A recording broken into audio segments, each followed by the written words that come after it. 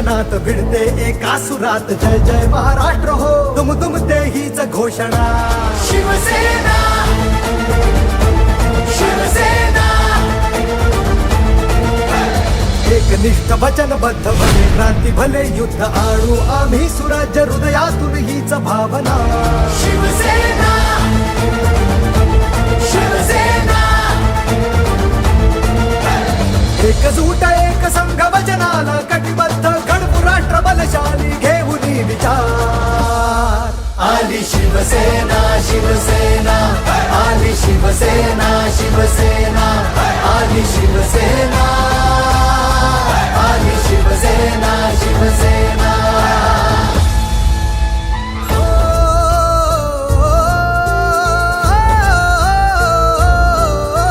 बाळासाहेबांच्या चरणाची धूळ माती शिकवण रक्तात आमच्या दिघे साहेबांची अरे हिऱ्या पोटी गार गोटी मान गुटी बसता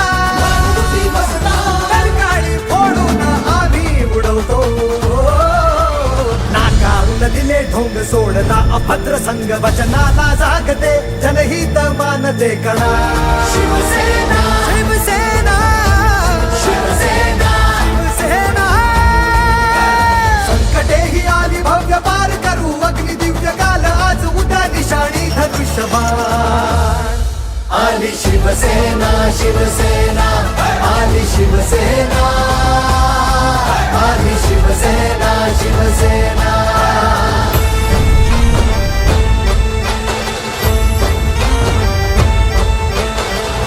साठीच जिद्दी हीच सेना बाकी रद्दी जय जय महाराष्ट्र हो दुमदुमते हीच घोषणा शिवसेना शिवसेना शिवसेना शिवसेना आली शिवसेना शिवसेना आली शिवसेना शिवसेना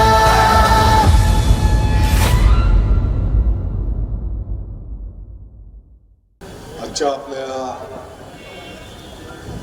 या बैठकी प्रसंगी उपस्थित आपले सर्वांचे ज्येष्ठ मार्गदर्शक भारतीय जनता पक्षाचे ज्येष्ठ नेते आदरणीय सुरेश नाना निकम साहेब, शिवसेनेचे जिल्हा प्रमुख दीपकजी वर्य, माननीय संजयजी दुसाने, RPIचे जिल्हा अध्यक्ष माननीय भारतभाऊ जगताप, राष्ट्रवादीचे किशोरभाऊ इंगळे, महायुतीचे सर्व सन्माननीय नेतेगण, या विधानसभेच्या निवडणुकीमध्ये खऱ्या अर्थाने ज्यांनी जीवाचं रान केलं, महायुतीला धनुष्यबाणाला प्रचंड आशीर्वाद मिळवून दिले, ते समोर उपस्थित असलेले सर्व सन्माननीय पदाधिकारी, उपस्थित बंधू भगिनी आणि पत्रकार मित्रांनो, सर्वप्रथम तर मी मालेगावच्या तमाम नागरिकांचं जनतेचं आभार व्यक्त करतो। नेहमीप्रमाणे त्यांनी आपल्या महायुतीवर विश्वास दाखवला, प्रचंड आशीर्वाद त्यांनी दिले आणि मला वाटतं की आपल्या महायुतीच्या पदाधिकारी कार्यकर्त्यांनी जीवाचं रान केलं, धनुष्यबाणाच्या साठी घरोघर जाऊन आशीर्वाद मागितले, वेळ प्रसंगी स्वतःच्या घरचं कुटुंबाचं काम धंदे काम बाजूला ठेवून त्यांनी धनुष्यबाणाच्या साठी आशीर्वाद मागितले आणि जनता जनार्दनाने मला वाटतं की यावेळेस जरा जास्तीच विश्वास आणि मोठ्या प्रमाणात आशीर्वाद आपल्या महायुतीला आणि धनुष्यबाणाला त्या ठिकाणी दिलेले आहेत आणि म्हणून या सर्व मतदार राजांचा आणि मालेगावच्या सर्व नागरिकांचा ज्ञात अज्ञात सर्वांचं मी या ठिकाणी आभार व्यक्त करतो. माननीय नामदार एकनाथजी शिंदे साहेब उपमुख्यमंत्री त्यांनी परत एकदा आपल्या मालेगाववर विश्वास टाकला. महायुतीच्या माध्यमातून ही जागा आपल्या शिवसेनेला मिळाली, उमेदवारी मिळाली आणि मोठ्या संख्येने महायुतीचे उमेदवार त्या ठिकाणी महाराष्ट्रामध्ये जनतेने निवडून दिले. मला वाटतं 240च्या पुढे आकडा गेलेला आहे. एवढं मोठं यश महाराष्ट्रातील तमाम जनतेने आपल्या महायुतीला त्या ठिकाणी दिले, मोठ्या प्रमाणात आशीर्वाद दिले आणि अशा प्राप्त परिस्थितीमध्ये परत एकदा माननीय नामदार एकनाथजी शिंदे साहेब उपमुख्यमंत्री, माननीय मुख्यमंत्री महोदय देवेंद्रजी फडणवीस साहेब, उपमुख्यमंत्री माननीय अजितदादा पवार साहेब यांनी आपल्या मालेगाववर विश्वास टाकला आणि परत एकदा आपल्या या मालेगावला शालेय शिक्षणाच्या माध्यमातून मालेगावच्या पासून तर महाराष्ट्राची सेवा करण्याची संधी दिली. आज राज्याचा जर विचार केला तर साधारणपणे 1,08,000 शाळा आहेत. स्वायत्त संस्थेच्या 65,000 शाळा आहेत, खाजगी 40,000 शाळा आहेत, अनुदानित 24,000 शाळा आहेत, विना अनुदानित 4,000 शाळा आहेत आणि सेल्फ फायनान्सच्या 14,000 शाळा आहेत. साधारणपणे विद्यार्थ्यांचा जर विचार केला, 1ली ते 12वी जे आपलं कार्यक्षेत्र असणार आहे, 2,12,00,000 विद्यार्थ्यांची संख्या त्या ठिकाणी आपल्या महाराष्ट्राची आहे आणि साधारणपणे 7.5 लाख शिक्षक बंधू भगिनी ज्ञानदानाचं पवित्र कार्य आपल्या या महाराष्ट्रामध्ये त्या ठिकाणी संपन्न करतायत, हे आपल्याला दिसून येणार आहे. आणि म्हणून खरं म्हणजे मागच्या काही आठवड्यांपासून माननीय उपमुख्यमंत्री एकनाथजी शिंदे साहेब त्यांनी 3-4 वेळेस, म्हणजे मीडियासाठी नाही हा विषय, त्या ठिकाणी आपल्याला बोलवलं होतं. पाठीमागच्याही 1-1.25 वर्षापूर्वी तत्कालीन मुख्यमंत्री महोदय एकनाथजी शिंदे साहेबांनी त्यांच्या मनातला, त्यांच्या हृदयातली जी संवेदना आहे, त्यांनी सांगितलं होतं की दादा, आपल्याला महाराष्ट्रामध्ये आरोग्यामध्ये आणि शिक्षणामध्ये भरीव काम करायचं आणि याही वेळेस माननीय उपमुख्यमंत्री एकनाथजी शिंदे साहेबांनी त्यांच्या या दोन्ही विभागांच्या संदर्भातल्या ज्या हृदयातल्या गोष्टी आहेत, ज्या संवेदना आहेत, त्यासाठी त्यांनी त्या संवेदना व्यक्त केल्या, मार्गदर्शन केलं आणि आदेश दिले.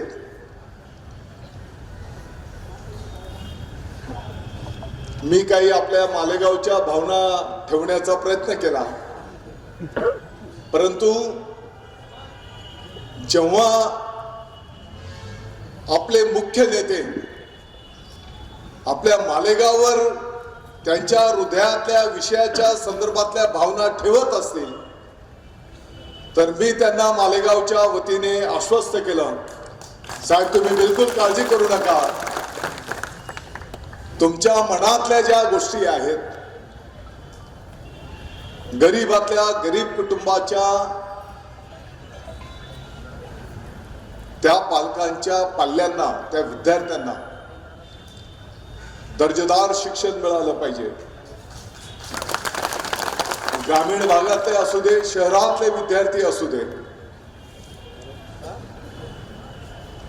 ज्या मोठ्या शाळा आहेत त्या शाळेमध्ये मोठी फी पालकांना द्यावी लागते. त्या विद्यार्थ्यांना मोठ्या प्रमाणात सुविधा असतात. त्या कॉम्पिटिशन मध्ये ही गोरगरिबांची मुलं टिकली पाहिजेत.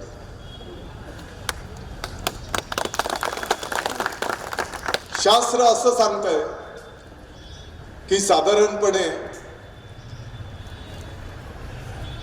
एका 5-7 वर्षाच्या लहान मुलाच्या पासून, मुलीच्या पासून तर एक 10-15 वर्षाचा तो होईपर्यंत त्याची जी बुद्धी असते, त्याचे जे विचार असतात ते या कालावधीमध्ये घडत असतात. आणि म्हणून उद्याच्या हा भारताचा नागरिक ज्या शाळेंमध्ये घडवला जातो त्या विभागाची जबाबदारी आता आपल्या मालेगाववर आलेली आहे. मला माहिती आहे हे डिपार्टमेंट म्हटलं तर एक मोठं आव्हान आहे. याच्यामध्ये अनेक घटक त्या ठिकाणी त्यांचा सहभाग असतो. परंतु आपल्याला माहिती आहे की पाठीमागच्या काळामध्ये जिथपर्यंत आपल्या मालेगावचा विषय आहे, तर आपल्या मालेगावच्या जिल्हा परिषदच्या शाळेमध्ये आपण जवळपास 50% पेक्षा जास्ती शाळांमध्ये सुधारणा करण्यामध्ये यशस्वी झालेलो आहोत. आणि म्हणून कालपासूनच आपण सर्वजण कामाला लागलेलो आहोत. मला वाटतं रात्री 9 वाजता ही घोषणा करण्यात आली. त्यापूर्वी तर अप्रत्यक्ष चर्चा माननीय उपमुख्यमंत्री महोदय एकनाथजी शिंदे साहेबांनी केलेली होती. आणि म्हणून राज्यव्यापी या क्षेत्रामध्ये काम करणारे जे महानुभाव आहेत, ज्यांनी आतापर्यंत खूप मोठ्या प्रमाणात काम केलेलं आहे, कार्यसिद्धीस नेलेलं आहे, त्यांच्याशी कालपासूनच आपण संवाद साधायला सुरुवात केलेली आहे. अनेक पालकांशी पण आपण संवाद साधायला घेतलेला आहे. पालकांचं मनोगत आपण ऐकून घेणार आहोत. विद्यार्थ्यांशी पण आपण संवाद साधणार आहोत.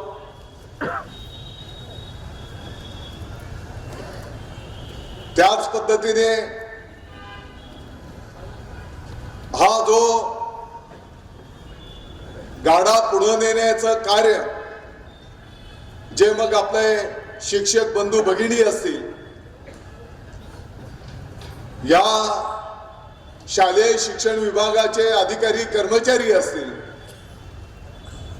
त्यांच्याशी पण आपण संवाद साधणार आहोत. त्यांच्या पण काय अडीअडचणी आहेत त्या जाणून घेणार आहोत. सर्व गोष्टींचा जर सारांश म्हटला तर ज्या पद्धतीने एक भारताचा नागरिक घडवण्याचं काम, तो विद्यार्थी घडवण्याचं काम आणि गरीबातल्या गरीब शाळेमध्ये पण या सर्व सुविधा प्राप्त करून देणं आणि मोठ्या शाळेंच्या कॉम्पिटिशन मधला विद्यार्थी घडवणं, हे कार्य आपल्याला पुढे न्यायचं आहे. आणि म्हणून मला वाटतं की मालेगावकरांना माहिती आहे, जी पण जबाबदारी आपल्या मालेगाववर दिली जाते, आपण सर्वजण मिळून एक टीम वर्क करतो आणि ते कार्य सिद्धीस नेण्याचं काम त्या ठिकाणी आपण सर्व मिळून करत असतो. मी आपल्याला विश्वास देऊ इच्छितो, ज्या पद्धतीने लाखाच्या पेक्षा जास्ती मतांनी लीड आपल्या मालेगावच्या नागरिकांनी महायुतीला धनुष्यबाणाला दिलेला आहे, त्याची जाणीव ठेवून आपल्या मालेगावच्या विकासाच्या पासून तर महाराष्ट्राच्या या शालेय शिक्षण विभागामध्ये आपल्याला सर्वांना मिळून काम करायचं आहे. जिथपर्यंत आपल्या जिल्हा परिषदच्या शाळा आहेत, जर आपण माहिती घेतली तर या शाळेमध्ये गोरगरिबांची मुलं शिकायला येतात. मोठ्या प्रमाणात आपले आदिवासी बांधव असतील, इतर गोरगरीब जे बांधव असतील, यांची मुलं या शाळेमध्ये शिकायला येतात.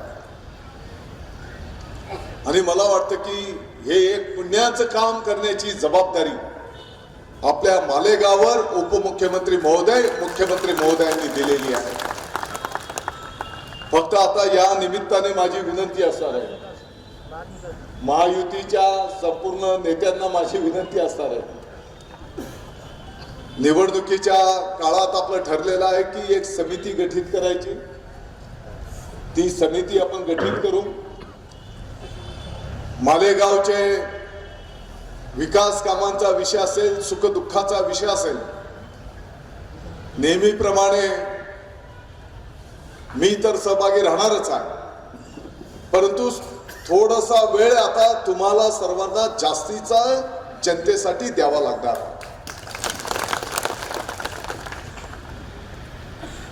की जेणेकरून काही छोटे मोठे विषय स्थानिक पातळीवर आपल्या या कार्यालयाच्या माध्यमातून जर सोडवले गेले तर जनता जनार्दन नेहमीप्रमाणे आपल्याला आशीर्वाद देणार आहे. जसं पाठीमागच्या काळामध्ये कृषी विभागाची जबाबदारी आपल्या मालेगाववर देण्यात आली होती, आपण बघितलं असेल की करोनाचा काळ असताना सुद्धा आपण राज्यव्यापी जवळपास 3 वेळेस दौरे केले होते. 25 ते 28 जिल्ह्यांपर्यंत आपल्या मालेगावने पोहोचण्याचा प्रयत्न केला होता. आणि म्हणून तुम्हाला पण आता दिसून येईल, कधी शिक्षण मंत्री एखाद्या खेड्याच्या शाळेत अचानक जाताना तुम्हाला दिसून येईल. तुम्हाला आता येणाऱ्या काळात दिसून येईल या शालेय शिक्षण विभागाचे सचिव महोदय अचानकपणे एखाद्या शाळेला भेट देतील. आपल्याला दिसून येईल शिक्षण विभागाचे अधिकारी आता शाळेमध्ये भेटी देतील. तुम्हाला दिसून येईल, म्हणजे चांगल्या कामासाठी. कोणाला शिक्षक बंधू भगिनी असतील, कोणाला त्रास द्यायचा नाही. मी पहिलेच सांगितलं की त्यांच्या अडी अडचणी त्यांना विश्वासात घेऊन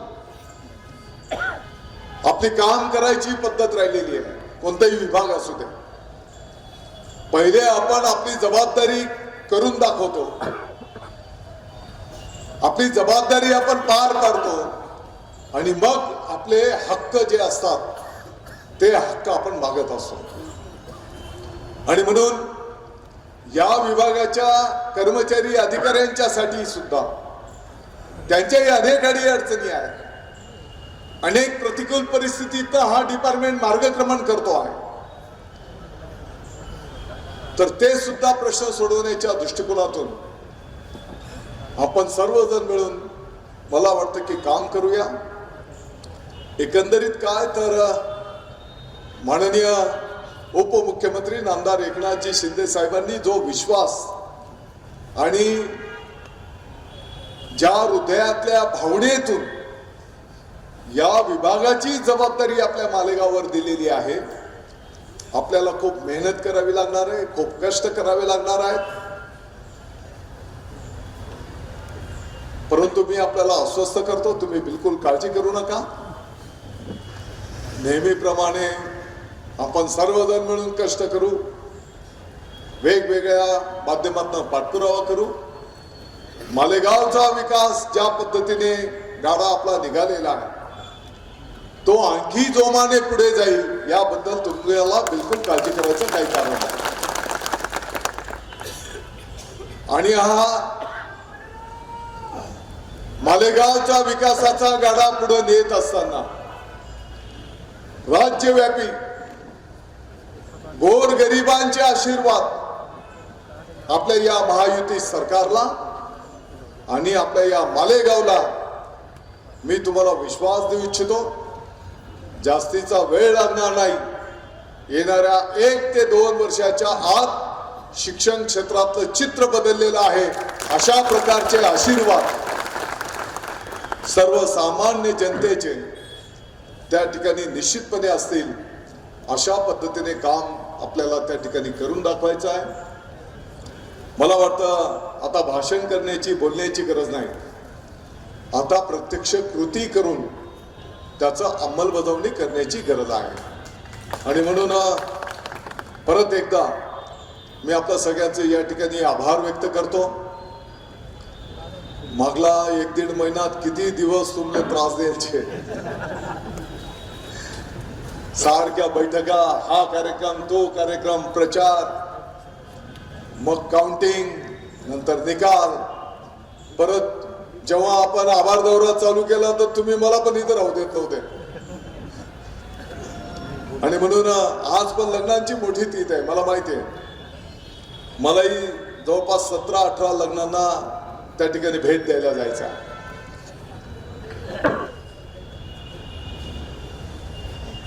हा, आणि म्हणून परत एकदा मी आपलं या ठिकाणी आभार व्यक्त करतो. आणि उद्यापासून एक 3 ते 4 दिवस आपण मालेगावच्या प्रत्येक गावामध्ये जाऊन गावाचे आभार मानण्याचाही कार्यक्रम उद्यापासून आपण सुरू करतो आहोत. तसं तो आपण सुरू केला होता, परंतु या टीव्ही वाल्यांनी काही बातमी दाखवली, मंत्रिमंडळ गठीत होणार, असं होणार तसं होणार. मी तुम्हाला सांगायचो की आपल्या मालेगावच्या नशिबात जे असेल ते आपण मालेगावात राहिलो तरी मिळेल, तुम्ही काही काळजी करू नका. परंतु पदाधिकारी इकडे राहू देत नव्हते. ते बोलायचे नाही, तुम्ही तिकडे जाऊन बसा. आणि मुंबईला पण गेलो तर टीव्ही पाहण्याशिवाय दुसरं काही काम नव्हतं. आणि म्हणून परत एकदा मालेगावच्या जनतेने महायुतीवर जो विश्वास टाकला, माननीय उपमुख्यमंत्री महोदय एकनाथजी शिंदे साहेब, मुख्यमंत्री महोदय देवेंद्रजी फडणवीस साहेब, माननीय उपमुख्यमंत्री अजितदादा पवार साहेब यांनी आपला मालेगाववर जो विश्वास टाकला, आपण बिलकुल त्या विश्वासाला तडा जाणार नाही. किंबहुना ज्या भावनेतून माननीय शिंदे साहेबांनी आपल्या मालेगाववर जी जबाबदारी दिलेली आहे ती जबाबदारी अतिशय सक्षमपणाने त्या ठिकाणी पार पाडण्याचा आपण प्रयत्न करूया. आजच्या या कार्यक्रमाच्या निमित्ताने माझी आपल्याला सगळ्यांना विनंती असणार आहे, जेव्हा या शालेय शिक्षणाच्या संदर्भामध्ये मी दुसऱ्या तालुक्यांमध्ये जाईल, महाराष्ट्रामध्ये जाईल, तर पहिले तिथले लोक सांगतील की पहिले तू तुझं घर पाह, तुझ्या घरच्या, तुझ्या मतदारसंघाची, तुझ्या तालुक्याची शिक्षणाची काय परिस्थिती आहे ते तुम्ही पहिले बघा.